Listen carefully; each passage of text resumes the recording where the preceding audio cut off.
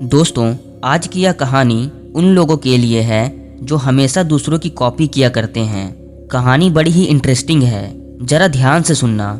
एक बार की बात है, एक पहाड़ के ऊपर भेड़ों का एक झुंड चर रहा था।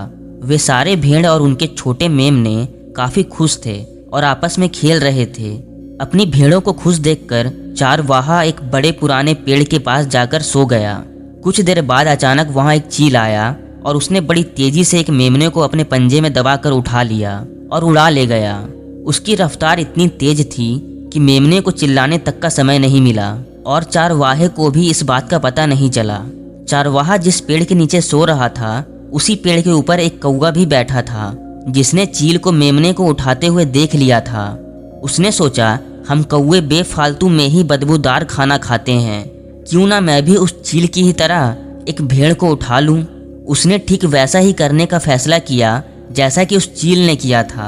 उसे यह सब काफ़ी आसान लग रहा था। उसने सोचा कि पहले मैं यह डिसाइड करूंगा कि मुझे कौन सी भेड़ उठानी है, फिर मैं उस पर झपट्टा मारूंगा। उसके बाद मैं अपने पंजों से पूरी ताकत लगाकर उसे पकड़ूंगा और उसे लेकर उड़ जाऊंगा। फिर इसके बाद कौवे ने वैसा ही किया जैसा कि उसने सोचा था। सबसे पहले उसने भेड़ों के झुंड की ओर देखा और तय किया कि उसे कौन सी भेड़ चाहिए। पेड़ के ठीक नीचे चारवाहे के पास एक बड़ा बूढ़ा भेड़ चर रहा था। उसके सिर पर दो बड़े सींग थे और उसकी पूरी बॉडी में ऊन भरी हुई थी। कौवे ने उसे लालच की नज़र से देखा। उसे बहुत भूख लगी थी। कौवे ने चुपचाप और तेजी से उस भेड़ पर झपट्टा मारा, जैसे उसने चील को करते देखा था। फिर वह उस भेड़ को उठाने लगा। उसने अपनी पूरी ताकत लगाई, मगर वह भेड़ वहां से जरा भी नहीं हिला। वह भेड़ बहुत ही भारी था और कौवा उसे नहीं उठा सकता था।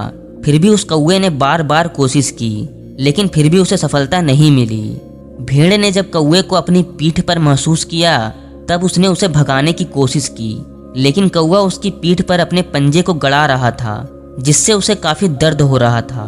फिर लास्ट में कौवे ने सोचा कि अगर भेड़ की आवाज़ सुनकर चारवाहा उठ गया तो मुझे मार डालेगा।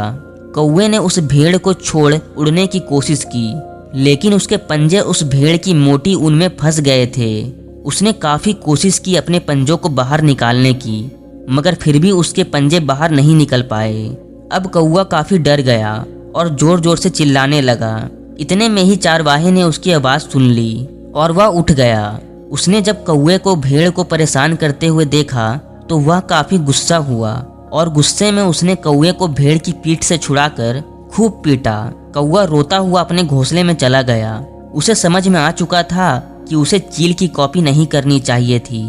दोस्तों, बिल्कुल इसी तरह हम सब भी अक्सर दूसरों की कॉपी करते हैं और बाद में पछताते हैं। जीवन में एक बात हमेशा याद रखना कि भगवान ने इस दुनिया में सभी को अलग अलग टैलेंट दिया है।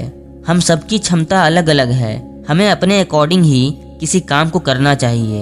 मैंने मैक्सिमम लोगों को देखा है कि वे अक्सर अपने दोस्तों की कॉपी किया करते हैं। यहाँ तक कि जब कॉलेज में सब्जेक्ट चुनने की बारी आती है, तब भी वे अपने दोस्तों की ही कॉपी करते हैं और साल के अंत में जब वे फेल हो जाते हैं, तब काफ़ी पछताते हैं। दोस्तों, आपका एक डिसीजन आपकी पूरी ज़िंदगी बदल सकता है, इसलिए अपनी ज़िंदगी के फैसले सोच समझ कर लीजिए, ना कि किसी दूसरे को देखकर। दूसरों की कॉपी करोगे तो आपका भी वही हाल होगा जो उस कौवे का हुआ। उम्मीद है आपको आज कुछ नया सीखने को मिला होगा। अगर वीडियो अच्छी लगी हो तो चैनल को सब्सक्राइब कर देना। जय हिंद, वंदे मातरम।